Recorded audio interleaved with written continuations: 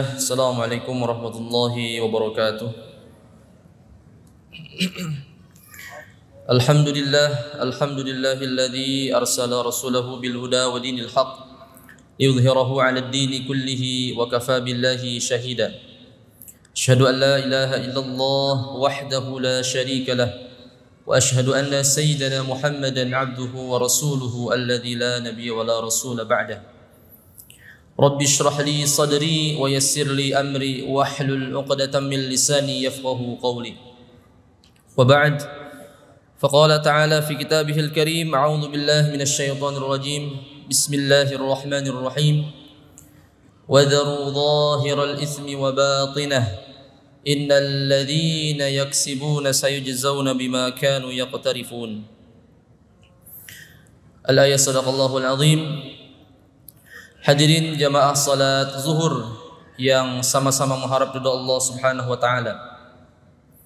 Alhamdulillah tsumma alhamdulillah.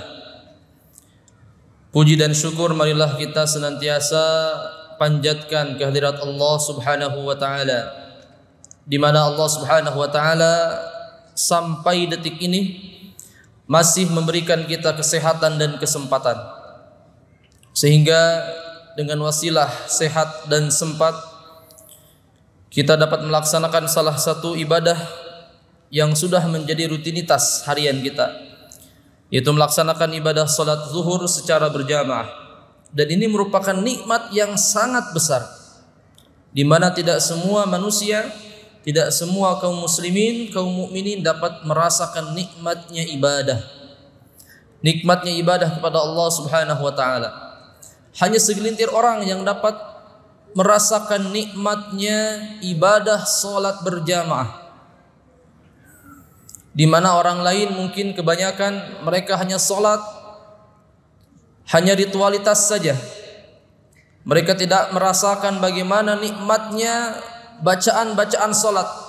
Mereka tidak bisa meresapi, merenungi makna setiap bacaan yang mereka baca dalam salatnya. Dan alhamdulillah kita saat ini Allah berikan izin, Allah berikan kesempatan untuk melaksanakan nikmat ibadah tersebut.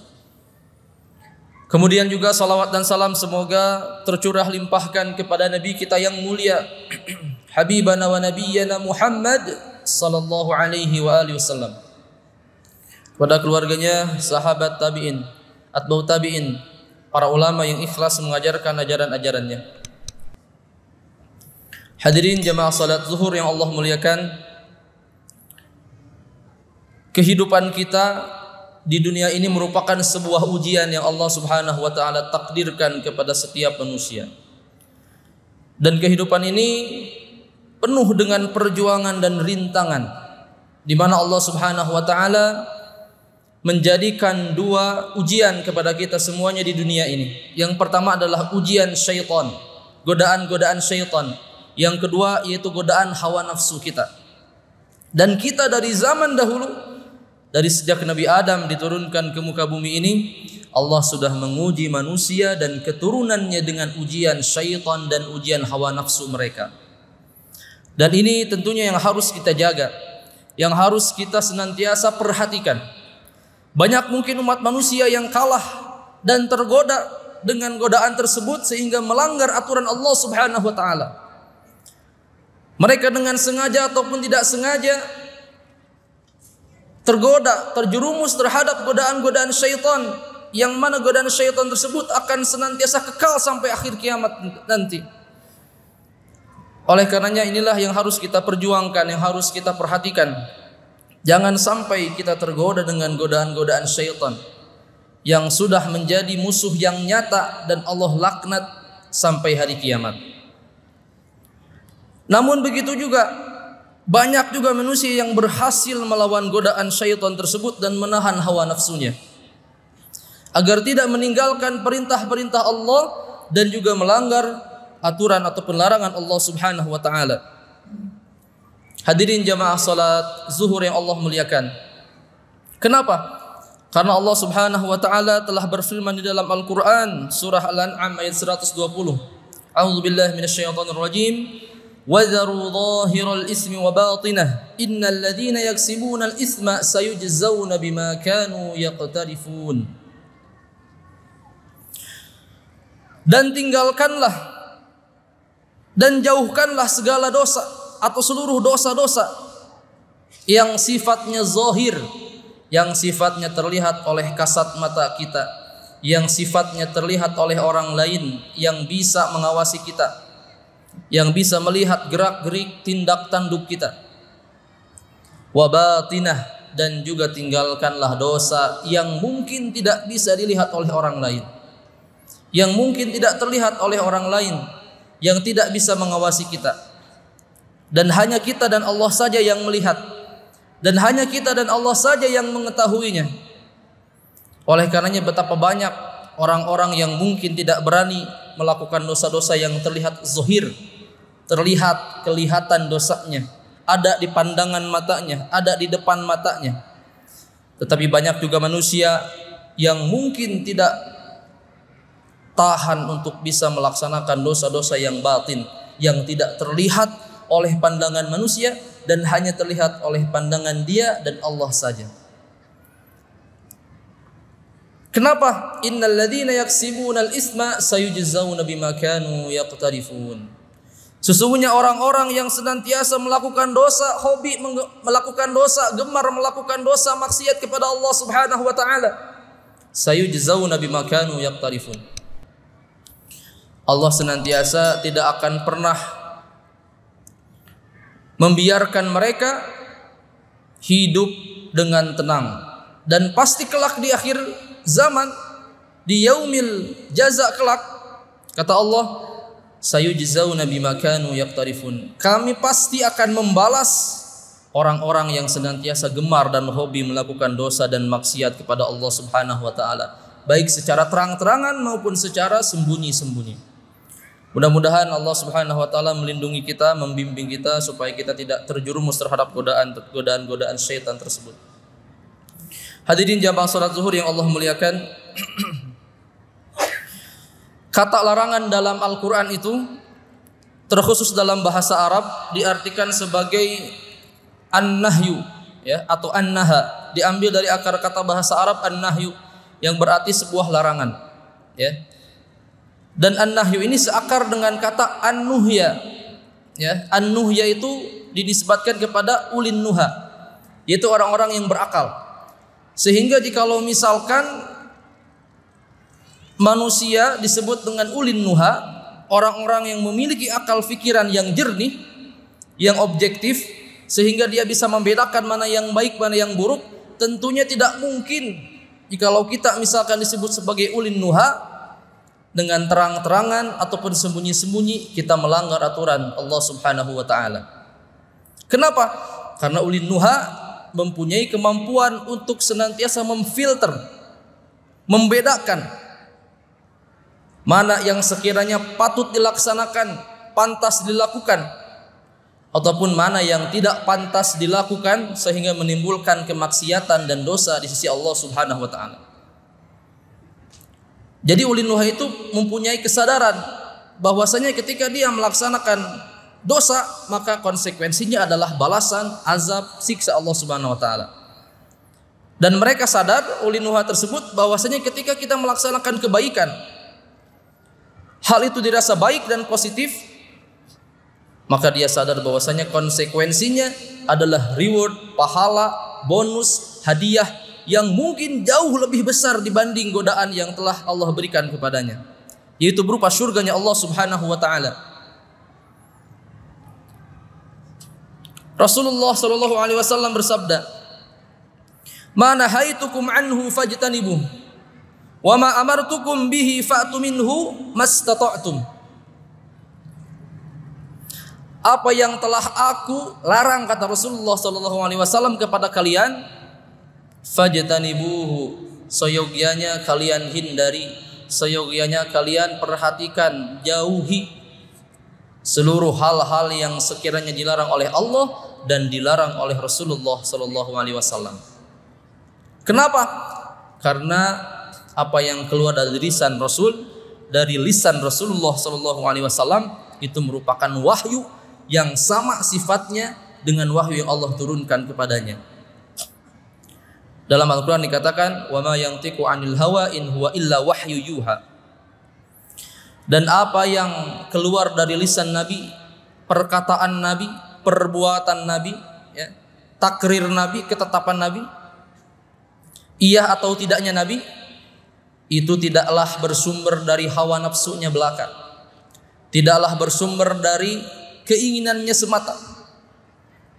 Tapi kata Allah, in huwa illa wahyun yuha, itu adalah wahyu, pesan ilahi, pesan nubuat, kenabian yang Allah Subhanahu wa taala turunkan, Allah Subhanahu wa taala berikan kepada Nabi Muhammad sallallahu alaihi wasallam, diwahyukan melalui malaikat Jibril, dan sifatnya sama seperti wahyu Al-Qur'an yang Allah turunkan. Jadi hadis Nabi, perintah Nabi, ya, larangan Nabi itu sama sifatnya dengan Al-Qur'an. Hanya beda status hukumnya saja. Beda status kekuatan hukumnya saja. Jikalau Al-Quran itu murni otentik dari Allah, sedangkan hadis Nabi itu maknanya dari Allah Subhanahu wa taala, sedangkan lisannya dari Nabi Muhammad SAW. Contohnya hadis qudsi. Sehingga apa? Sudah wajib bagi kita ketika Rasulullah SAW melarang jangan berbuat maksiat, tinggalkanlah maksiat, taat kepada Allah, maka wajib bagi kita untuk menaatinya. Wa ma amartukum bihi fa'tu minhu bihi mastata'tum. Dan apa yang telah aku perintahkan, kata Nabi, lakukanlah mastata'tum, semampu kalian, semampu kita.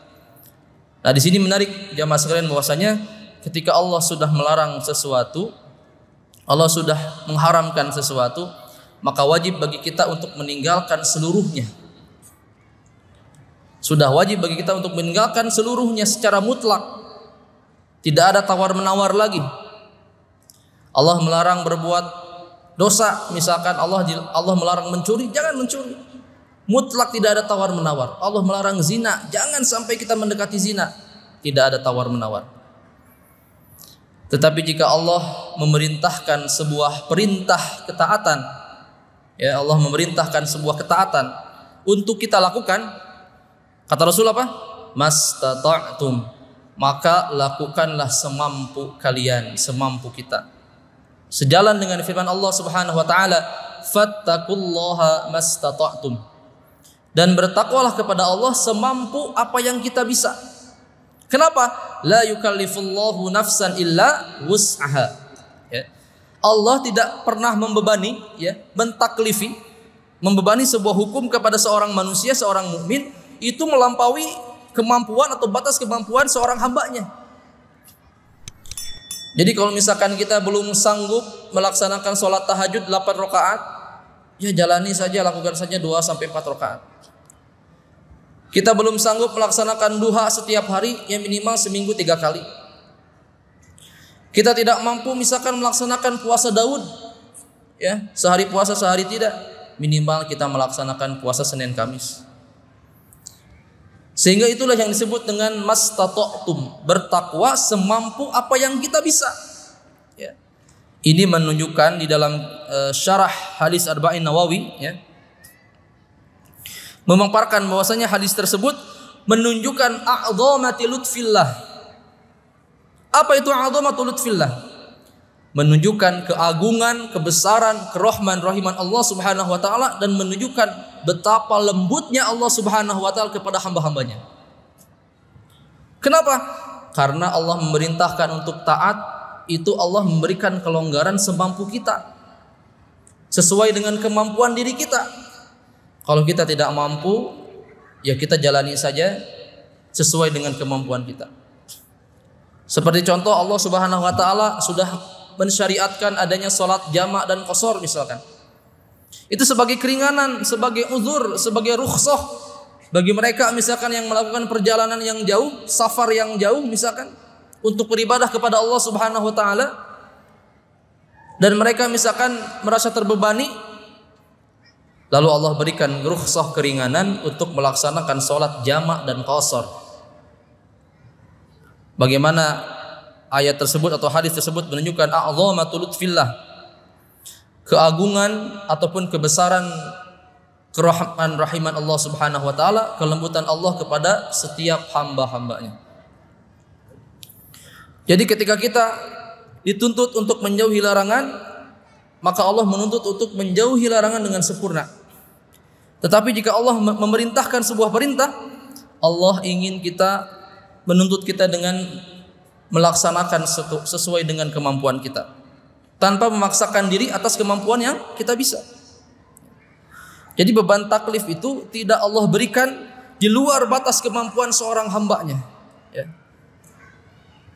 Jadi Allah ingin memantaskan kita, ingin mengukur bagaimana kemampuan kita untuk taat kepada Allah Subhanahu wa taala, dengan cara Allah Subhanahu wa taala memberikan perintah-perintah yang wajib kita ikuti, tetapi Allah memberikan keringanan untuk kita. Jikalau kita tidak mampu seluruhnya, jangan meninggalkan seluruhnya.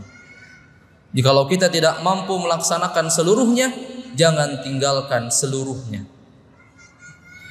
Artinya apa? Kita melaksanakan perlahan demi perlahan ketaatan kepada Allah Subhanahu wa taala. Ma'asyiral muslimin, jamaah salat zuhur yang Allah muliakan, dalam istilah tasawuf,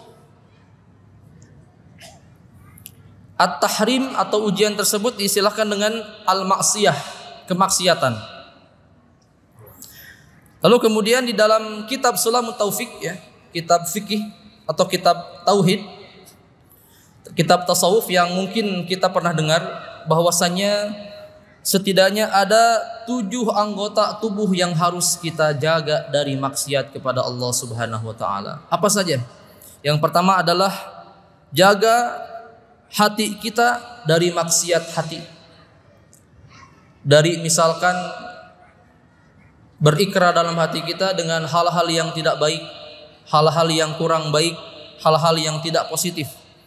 Kemudian menjaga perut kita untuk tidak maksiat, memakan hal-hal yang dilarang, yang diharamkan Allah Subhanahu wa taala, ataupun mencari sumber mata pencaharian yang tidak halal sehingga masuk ke dalam perut kita, menjadi darah daging kita, dan itu tidak baik, sifatnya tidak baik, sifatnya maksiat kepada Allah. Dan kemudian menjaga mata kita supaya tidak melihat hal-hal yang tidak Allah izinkan, tidak Allah ridhai. Kemudian menjaga mulut kita supaya tidak membicarakan hal-hal yang kurang baik, menggibah misalkan, membicarakan kesalahan, keburukan, aib orang lain yang sudah sepatutnya tidak kita bicarakan. Kemudian maksiat telinga, menjaga telinga kita untuk tidak mendengarkan hal-hal yang kurang baik, kurang positif, negatif, mendengarkan gibah, aib orang lain, mengabaikan Al-Quran, kalam-kalam Allah Subhanahu wa ta'ala.